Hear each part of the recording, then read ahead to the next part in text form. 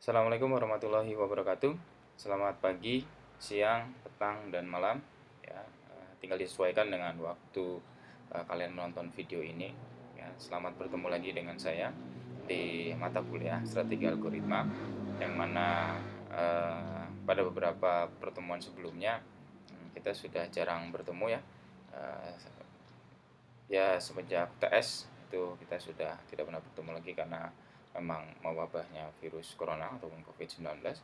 Dan dengan adanya wabah ini kita menjadi harus menjaga jarak ya, bahkan perkuliahan juga harus kita lakukan secara daring untuk mendukung social distancing yang memang digalakkan oleh seluruh negara di dunia, yang mana kita juga harus mendukung dengan beraktivitas dari rumah, belajar dari rumah dan beribadah dari rumah. Seperti itu ya, dan semoga kalian semua dalam keadaan sehat dan tetap fokus dalam mempelajari pokok-pokok bahasan yang ada pada setiap mata kuliah yang diambil. Oke, untuk perkuliahan kali ini kita akan membahas salah satu algoritma yang mana lanjutan ya ataupun ada hubungannya dengan algoritma BFS, DFS yang sudah kalian pelajari di sebelumnya. Yang mana pada pertemuan 9 itu sudah dibahas algoritma BFS, ya, Breadth First Search dengan Deep First Search, ya, DFS, yang mana sudah dibahas oleh yang dipandu oleh Pak Imam Eko Wicaksono, gitu ya. Dan untuk algoritma runut balik ini ataupun backtracking akan dipandu oleh saya, dan mohon juga kalian lebih mengingat kembali materi-materi yang berkaitan dengan DFS, karena algoritma runut balik ini ada kaitannya dengan materi DFS yang sudah pernah dibahas pada minggu lalu. Oke, slide ini seperti biasa ya menggunakan bahan kuliah mata kuliah strategi algoritma yang dikembangkan ataupun dibuat oleh Bapak Rinaldi Munir, yang mana materi ini juga disampaikan pada program studi informatika di STI ITB. Gitu ya. Oke, kita mulai. Ya, backtracking ya di dalam buku puisi Dave Oliphant ya. Ini bukan berarti backtracking itu mengambil sesuatu hal dari puisi, bukan ya.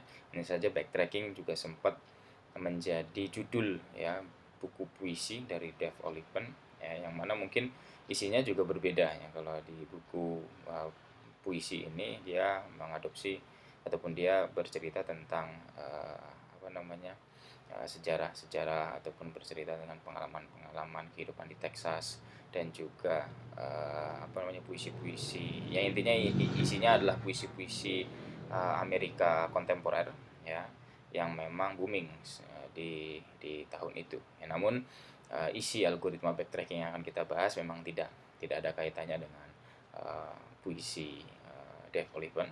Namun uh, judul backtracking itu menarik, dan bahkan sampai digunakan oleh Dave Oliphant menjadi judul buku puisinya dia ya.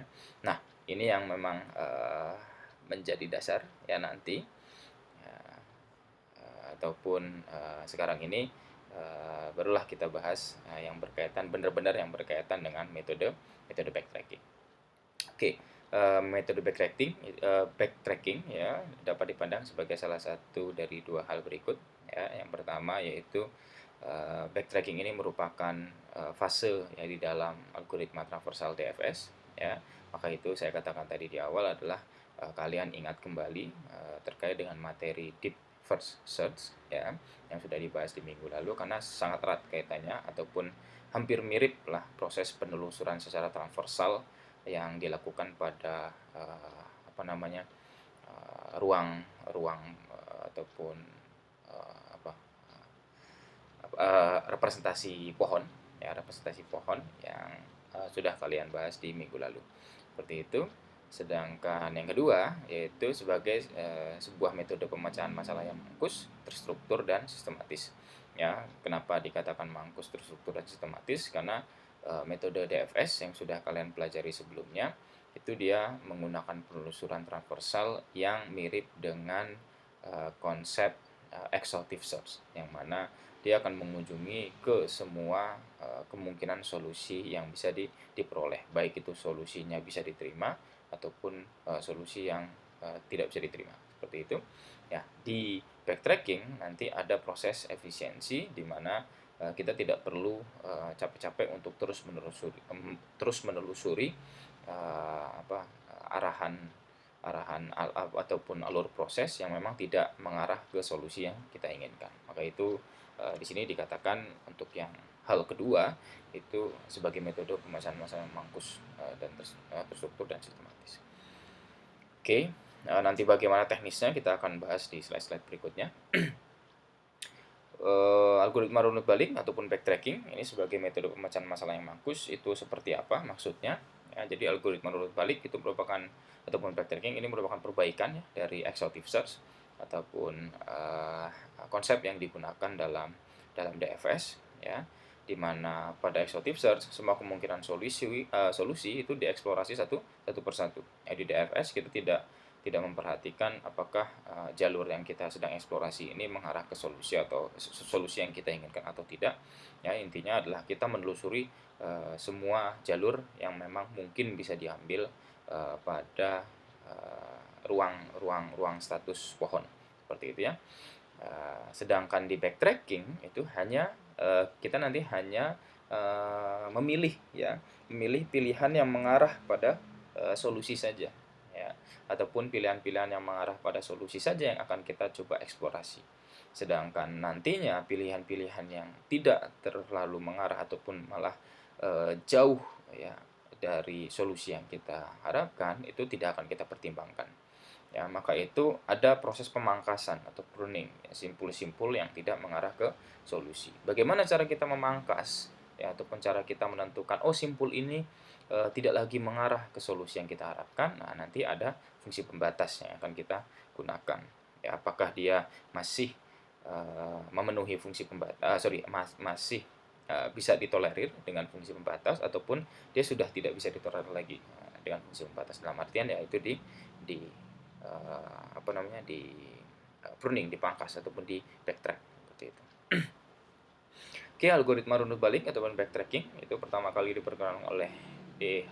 Lehmer pada tahun 1950, di mana D.H. Lehmer ini matematikawan asal Amerika yang memang fokus di bidang komputasional ya, bahkan beliau ini akhirnya masuk ke era komputasi komputer pertama ya, jadi komputasional yang menggunakan komputer ya.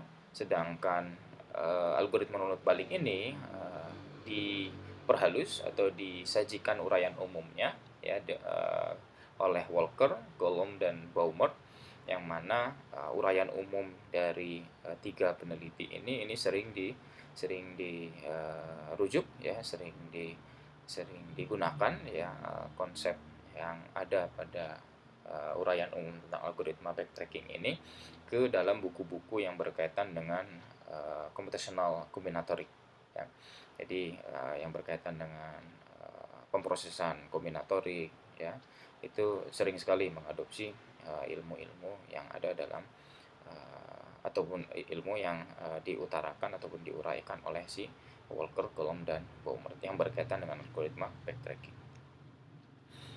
Oke, lalu apa-apa saja yang harus diperhatikan dalam algoritma backtracking ya. Jadi di algoritma backtracking ini memiliki beberapa ciri ya, properti umum ya, yang harus kita pahami. Yang pertama yaitu solusi persoalannya.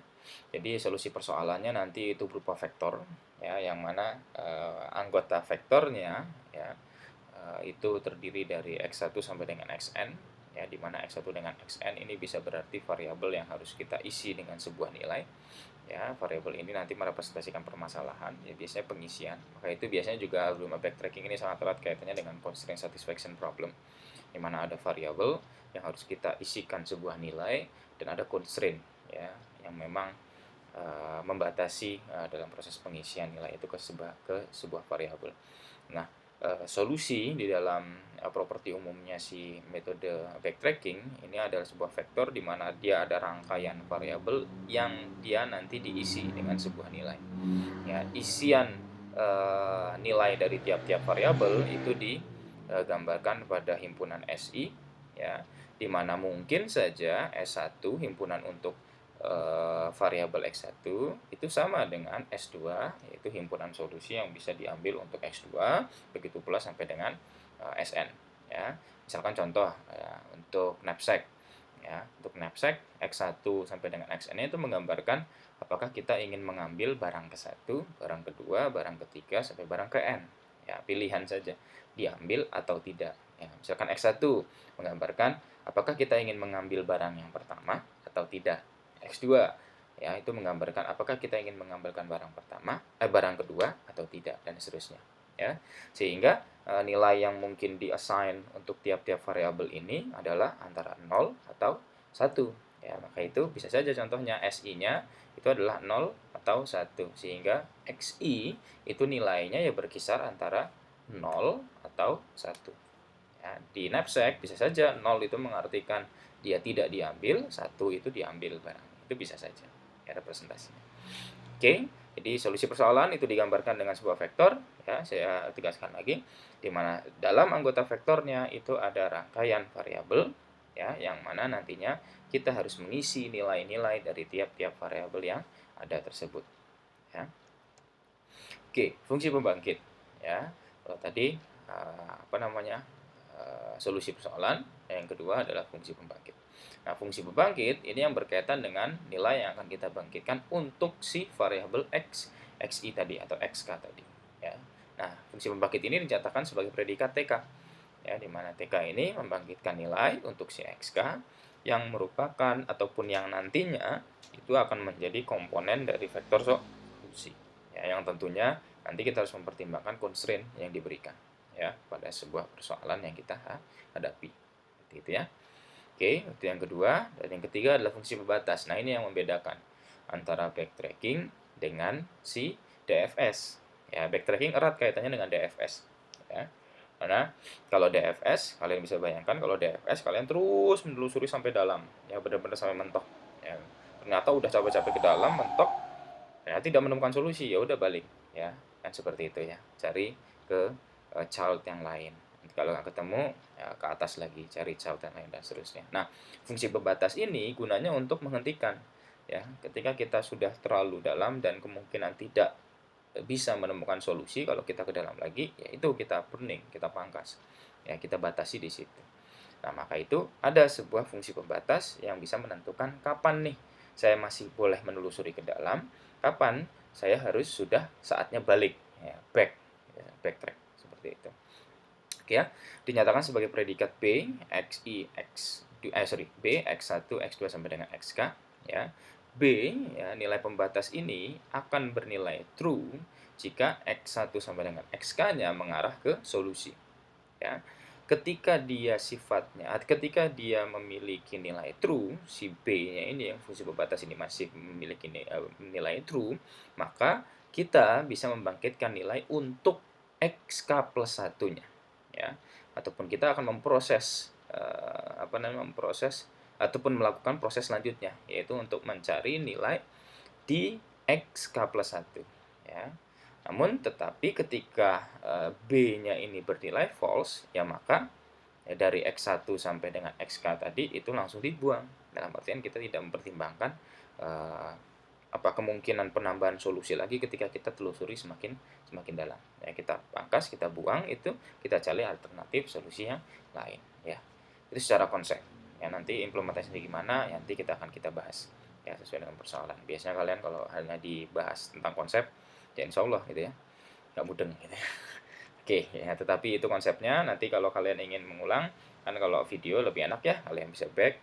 Oh, ternyata benar konsep-konsep yang tadi dipaparkan ternyata dipakai untuk implementasi dalam penyelesaian permasalahan yang sedang dihadapi. Oke, ini pengorganisasian solusinya ya, sehingga ketika kita sudah bahas tadi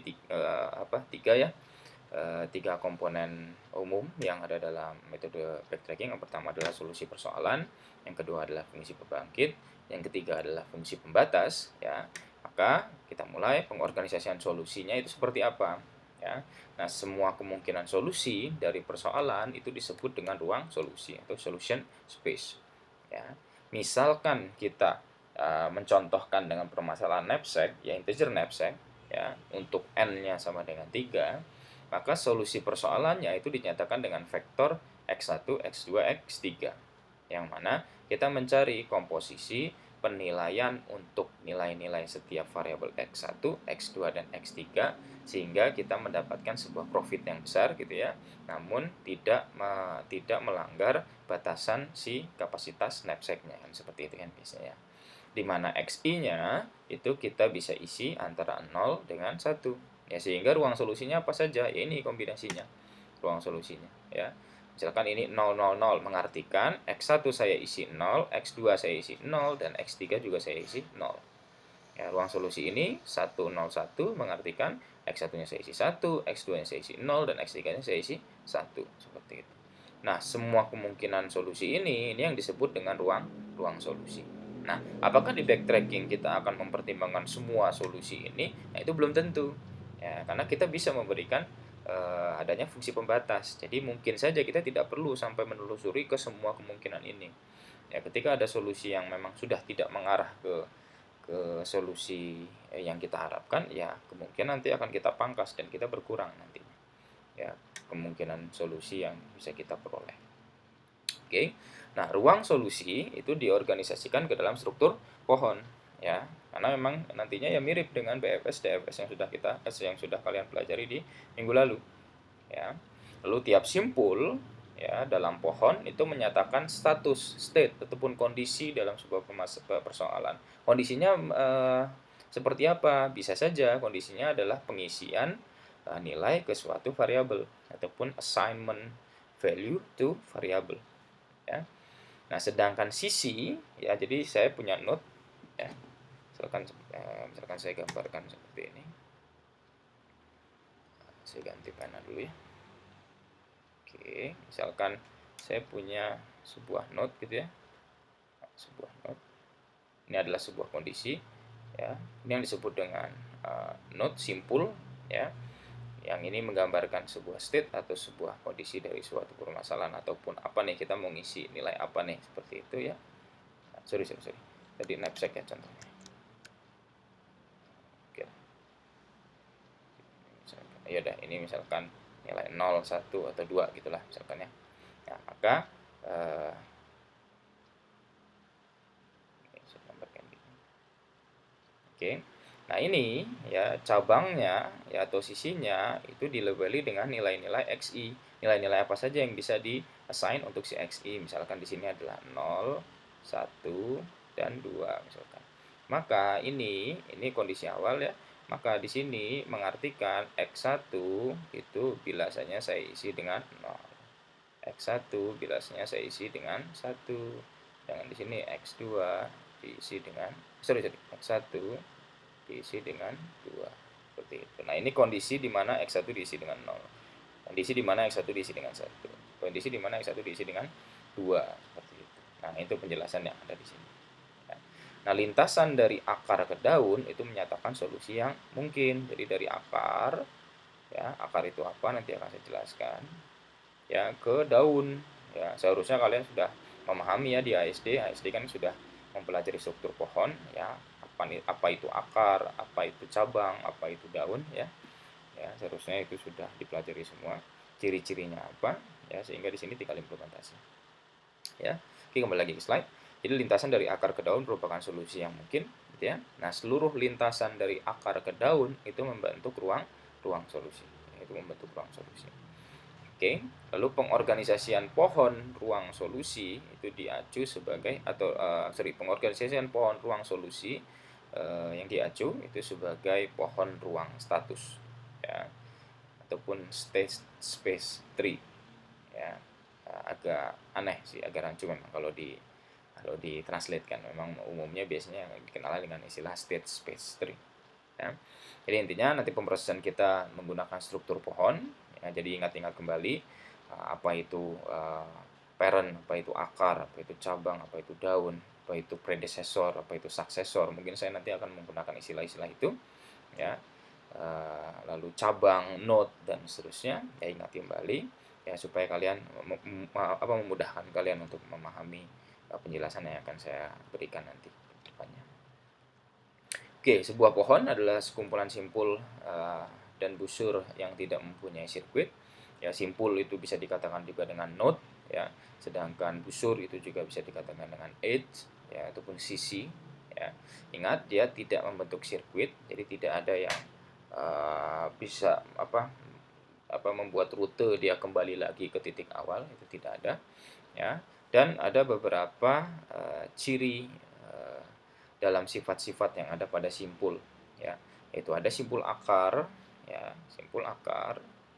Oke, ada simpul akar dia tidak memiliki predesesor, ya, dia tidak memiliki predesesor, ataupun dia tidak memiliki pendahulu, ya.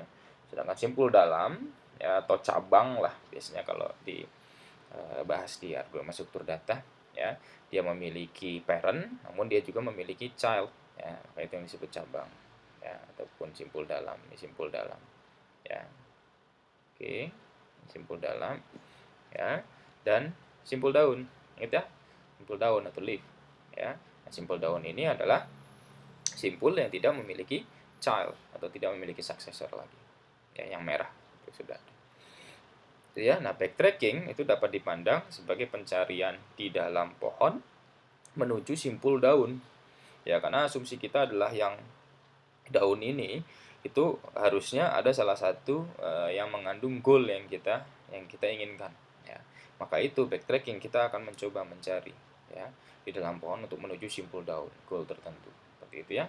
Nah, hanya saja berbeda dengan DFS adalah kalau di DFS kita telusuri semua simpul daun yang mungkin muncul di dalam pohon kita. Nah, kalau di backtracking kita bisa saja memangkas itu dan tidak mencari ke semua daun yang ada pada pohon, ruang-ruang pohon yang ada pada permasalahan kita. Nah, ini contoh misalkan permasalahan knapsack, ya, dengan n sama dengan 3, ya. Nah, ketika digambarkan ruang solusinya seperti ini. Itu kan, ya. Ya, ini 1 2 3 4 dan seterusnya. Ini menggambarkan penelusurannya. Jadi kalau kalian ingat DFS, ya, ingat lagi, ya, DFS. Oke. Ya, kalau DFS kan penelusurannya konsisten, yang penting, ya, bisa kiri dulu atau kanan dulu. Kalau ke kiri dulu, ya kiri terus, ya, kiri gitu kan, ya, kiri lagi, ya, baru ke kiri lagi. Kalau tidak menemukan solusi, dia baru balik gitu kan, ya, baru ke child yang ada di kanannya.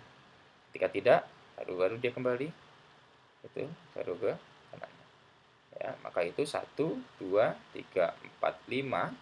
Kalau tidak, kembali 6, ya. 7 8, kembali. Kalau memang tidak, baru ke 9 di sini, ya. Nah, penggambaran ini, ya, mengartikan state-nya, ya. Sedangkan ini edge-nya atau busurnya menggambarkan pemberian nilainya, ya. Contoh, di dalam kondisi awal kita sama sekali belum memberikan nilai ke variabel x1, x2 maupun x3. Dalam artian di sini mungkin saya bisa gambarkan vektornya adalah masih begini, masih kosong. Nah, gitu, ya. Ketika saya sampai sini, ya, maka saya mendapatkan sebuah kondisi state, yaitu x1-nya sudah diisi 1, maka di sini 1, koma. Nah, gitu. Sedangkan di sini adalah 0, koma. Nah, kenapa 0? Karena x1-nya di sini. Lalu kalau di sini gimana gambarannya kalau di sini? Kalau di sini lihat saja, x1 diisi 1, x2 diisi 0, dan x3 diisi 1. Maka mungkin vektornya, bukan mungkin deh, maka vektornya itu bisa digambarkan dengan seperti ini. 1, 0, 1. Nah, seperti itu. Ini vektor solusi ataupun vektor gambaran solusi yang tergambar pada node yang dieksplorasi dengan urutan ke-7 ketika dia menggunakan exhaustive search. Gitu, ya. Ya, kalau di sini gimana? Nanti menyesuaikan. Artinya 0,1,1. Ya. Ya. Oke, nah, prinsip pencarian solusi dengan metode backtracking itu seperti apa? Nah, kita akan coba mulai bahas lebih teknis. Ya, nah, solusi itu dicari dengan membentuk lintasan dari akar ke daun. Ya, penelusuran transversal dari akar ke daun. Nah, aturan pembentukan yang dipakai adalah mengikuti aturannya si depth,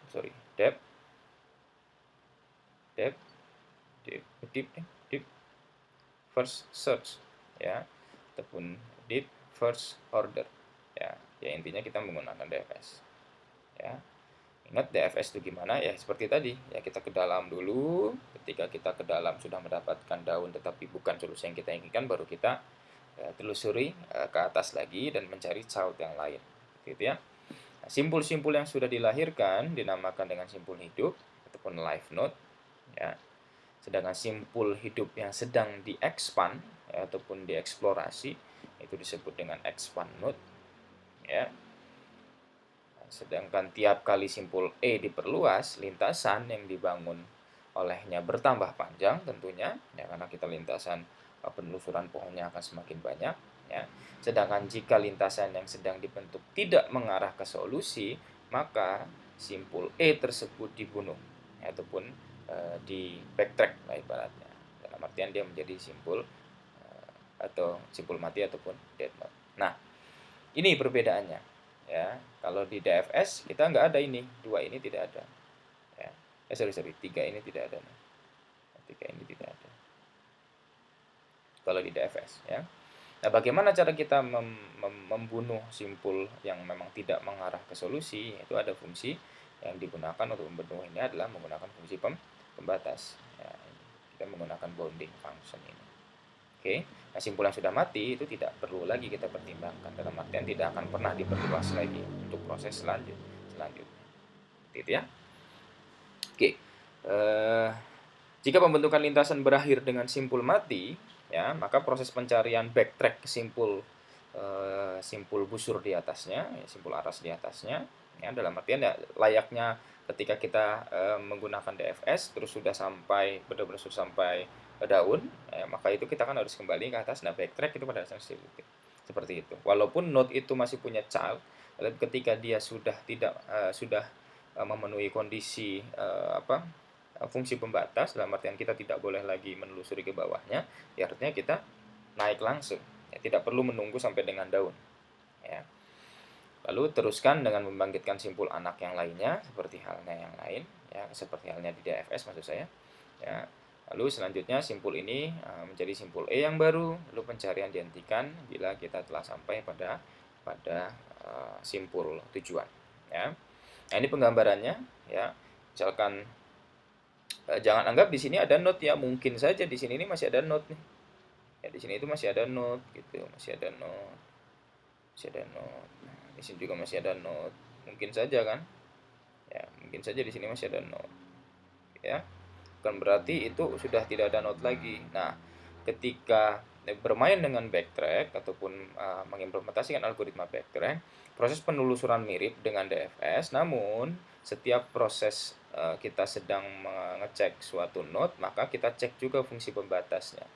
Fungsi pembatasnya itu bisa menentukan kita masih layak untuk menelusuri ke bawahnya lagi atau tidak. Ketika kita masih layak menelusuri ke bawahnya, ya terus. Nah, kondisinya di sini misalkan.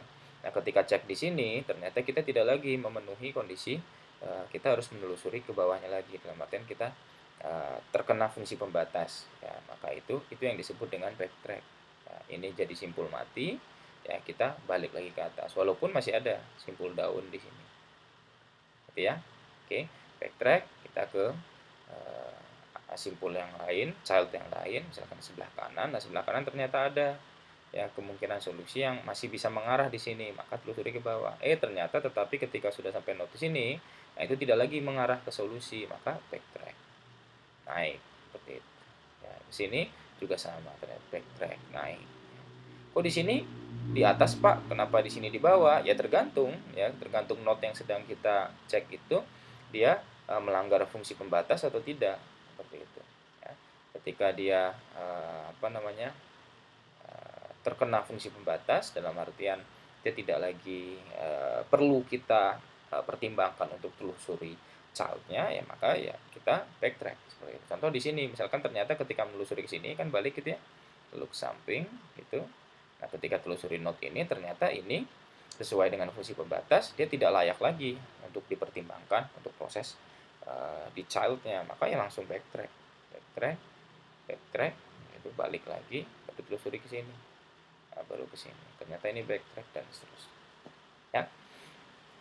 Oke, jadi gambarannya seperti itu. Jadi nggak lagi exhaustive search, kita menelusuri ke semua daun yang ada, ya.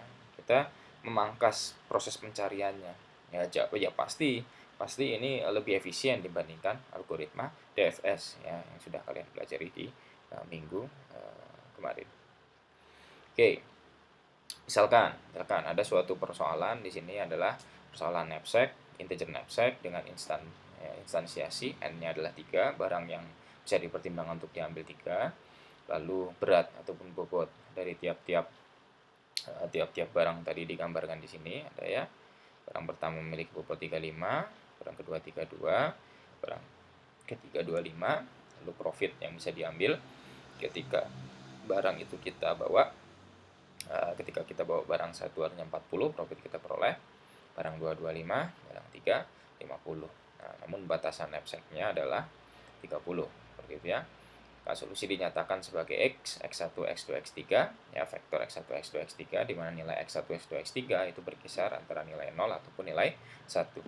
Ya, fungsi constraint-nya ini bisa menjadi fungsi pembatas, ya, ini bisa juga kita gunakan sebagai bounding function, di mana sum perkalian dari bobot dan status kita mengambil atau tidaknya si barang tersebut itu harus kurang dari atau sama dengan M. Selama masih memenuhi ini, masih kita boleh telusuri node-nya, namun ketika tidak lagi memenuhi, maka tidak perlu lagi kita pertimbangkan node tersebut, kita expand, kita ekspor. Ini ketika kita menggunakan metode brute force. Ya, solusi ini ketika kita menggunakan exhaustive search ataupun DFS. Ya, kita telusuri semua semua apa namanya? Semua kemungkinan solusi, ya. Misalkan di sini 1 2 3 4 mengartikan ini adalah vektor yang menggambarkan 1,1,1. Gitu, ya. 1,1,1. Ya, memungkinkan atau tidak solusi ini diambil? Ya, kita lihat saja. Ya, ketika di sini 1,1,1 artinya diambil semua. Bobotnya 35 tambah 32, 35 tambah 32 tambah 25. Berapa nih? 60, 92. Melebihi, kan? Kalau seperti itu, solusi ini tidak bisa diterima. Ya. Solusi ini terima atau tidak? Ya, solusi ini menggambarkan solusi vektor 1, 1, 0. Dalam artian kita mengambil barang pertama sama barang kedua. Ya. Kita lihat barang pertama sama barang kedua ketika kita ambil 67 lebih lagi, ya, maka di sini tidak layak solusinya dan seterusnya. Ya, kita capek-capek sudah menelusuri sampai leaf, sampai daun, ternyata solusinya tidak layak. Terus ada nggak nih cara yang lebih efisien? Ya, ketika kita sudah mengetahui di awal memang tidak bisa mengarah ke solusi, ya tidak perlu kita eksplorasi. Nah, ini, ya, coba lihat di sini, ya, lebih sederhana nggak pohonnya, coba bandingkan, ya. Jauh lebih sederhana, kan? Kenapa kok bisa sederhana ini? Nah, coba kita simulasikan, ya. Kita mulai dengan node awal, ya. Di node awal ini kondisinya adalah kita sama sekali belum ada proses assignment menentukan barang mana yang diambil. Oke, ketika kita menggunakan DFS gitu, kan, ya, kita ke kiri dulu misalkan. Nah, di sini kita ada sebuah kemungkinan solusi di mana kita mengambil barang pertama. Maka di sini ada 1, ya. Di sini tidak tahu, belum tahu, gitu lah, ya. Nah, ketika kita mengambil barang pertama, coba lihat, kita mengambil barang pertama bobotnya 35. Dengan fungsi pembatas, ini sudah melewati kapasitas knapsack tidak? Sudah melewati, ya. 35 ini barang satu saya ambil, itu pasti sudah melewati. Maka di sini, ya, di node kedua ini itu pasti tidak akan mungkin bisa solusinya kena ambil. Kenapa? Karena barang satu ini diambil saja itu sudah melewati kapasitas knapsack, apalagi nanti ke bawahnya, yaitu pertimbangan barang kedua diambil atau tidak, barang ketiga diambil atau tidak, dan seterusnya, gitu, kan, ya. Pasti di bawah ini kena tolak semua. Dalam artian, ya si backtracking bisa memprediksi, artinya di bawah sini solusinya itu semuanya pasti ditolak semua. Kalau seperti itu, ya sudah, kita backtrack saja, dalam artian ini kita jadikan simpul mati, kita kembali, ya, untuk mencari simpul yang lain, seperti itu. Nah, di sini ada solusi vektornya apa? 0, belum tahu, belum tahu. 0 ya. Dalam artian barang satu tidak kita ambil, ya sudah aman kan. Nah, sekarang kita tinggal mempertimbangkan ambil barang 2 atau tidak, atau ambil barang 3 atau tidak gitu kan ya. Nah, satu-satu kita mulai dari barang kedua. Nah, di sini kita mempertimbangkan kita mau ambil barang kedua atau tidak. Nah, di sini X2 sama dengan 1 atau X2 sama dengan 0 ya. Ketika kita mempertimbangkan ambil barang kedua dalam artian X2 yang sama dengan 1, maka di sini membentuk sebuah not yang dia menggambarkan situasi solusinya seperti ini kan. Nah, X1-nya 0, X2-nya 1, X3-nya belum tahu. Ya, kalau seperti ini memungkinkan tidak solusinya. Masih bisa kita terima dalam artian not ini untuk kita eksplorasi. Lihat saja di sini. Ketika X1-nya saya 0, dalam artian tidak diambil, X2-nya saya isi 1 ya. Dan X3-nya saya belum tahu, karena di sini 1, maka 32 ini pasti menjadi bobot barang yang diambil pada kondisi di sini. Lihat di sini, ketika diambil 32, apakah memenuhi kondisi batasan knapsack? Tidak memenuhi batasan knapsack. Maka di bawah sini itu pasti tidak akan diterima semua solusinya. Ya, tidak perlu kita telusuri ke bawah, maka di sini sudah bisa diprediksi dia tidak mungkin solusinya ditemukan di kondisi sini. Maka itu kita jadikan dia simpul mati, kita back track. Sini baru kita cari solusi yang lain. Itu kan ya, di sini kondisi solusi vektornya adalah 0, 0, tanda tanya. Itu kan ya? Ya. X1-nya sudah jelas, kita ambil 0. X2-nya sudah jelas, kita ambil 0. Tinggal kita menentukan nilai X, X3. Nah, di X3, kemungkinan nilainya bisa 1, bisa 0. Nah, coba ketika dia 1. Ketika dia 1, kondisi solusinya di sini gimana? 0, 0, 1. Ya. Ketika 0, 0, 1, bisa diterima atau tidak? Coba lihat. Ya, 350 artinya tidak, 320, 25, 1. 25 ini diambil ya. Kita lihat batasan knapsacknya. Batasan knapsacknya 30, masih memenuhi. Maka dengan kondisi ini kita bisa memenuhi constraint-nya si knapsack dengan mendapatkan profit sebesar 50. Nah, lalu solusi di sini bisa diterima atau tidak? Bisa, tetap bisa diterima juga nih. 0, 0, 0. Memenuhi kondisi ini enggak? Batasan knapsack enggak memenuhi. Namun profitnya sama dengan 0. Ingat, knapsack selain kita menemukan solusi, kita ingin mempertimbangkan solusi yang mendapatkan profit terbesar. Ya, solusinya itu diterima dan solusinya mendapatkan solusi terbesar. Maka itu solusi inilah yang kita nanti bisa pertimbangkan menjadi solusi akhirnya si backtrack. Seperti itu, backtrack. Oke ya.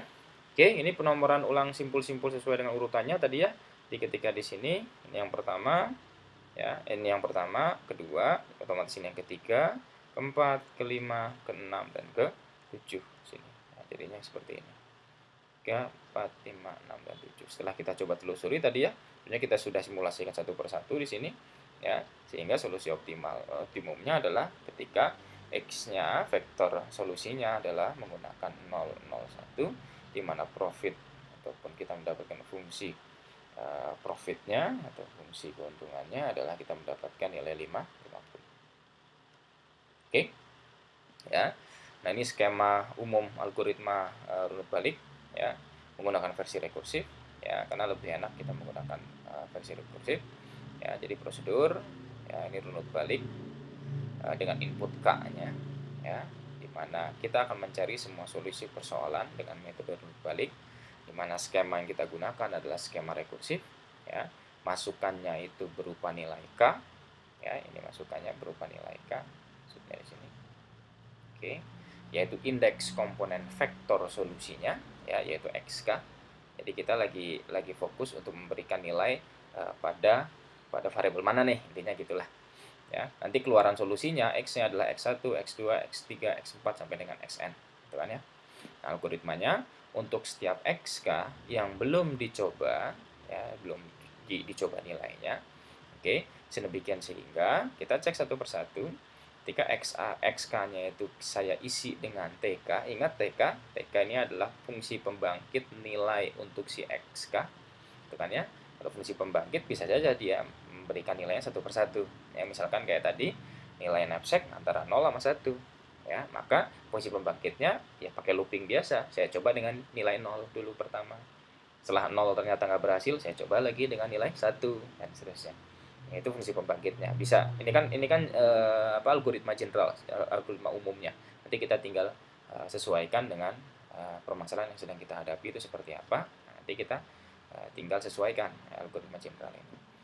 Lalu selain kita coba assign nilai tadi percobaan tadi ke variabel yang kita inginkan, kita cek juga fungsi pembatasnya.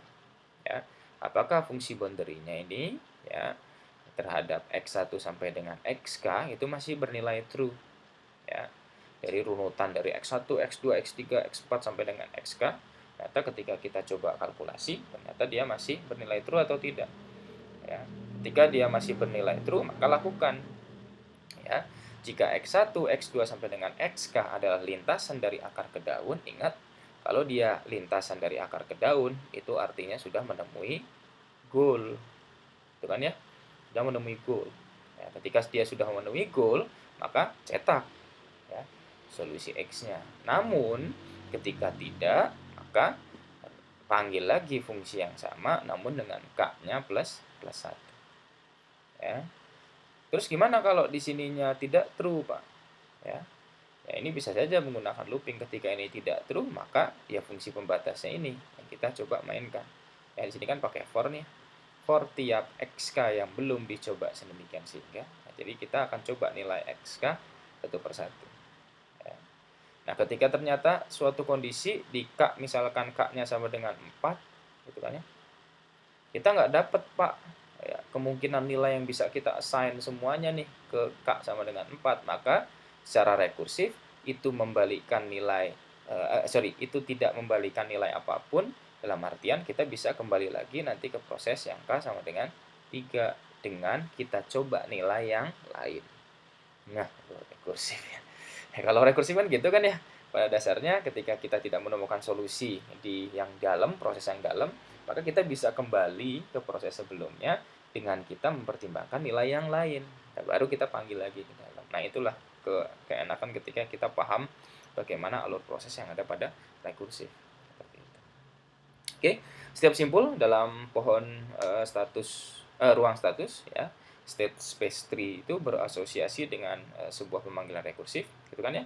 Setiap satu node manggil rekursif, setiap satu node panggil rekursif dan seterusnya. Nah, jika jumlah simpul, jika ya di sini ya, jika. Jadi nanti ketika kita menghitung kompleksitas, nanti kita pertimbangkan ya, bagaimana cara si permasalahan tersebut ataupun cara si memunculkan node-nya itu ya, itu bagaimana perhitungannya, ya bagaimana tiap-tiap layernya itu muncul si node-nya ya pada suatu permasalahan. Nah, itu yang kita pertimbangkan nanti ya, proses perhitungan dalam menciptakan ataupun dalam dalam memunculkan node-node baru, itu bagaimana prosesnya. Oke.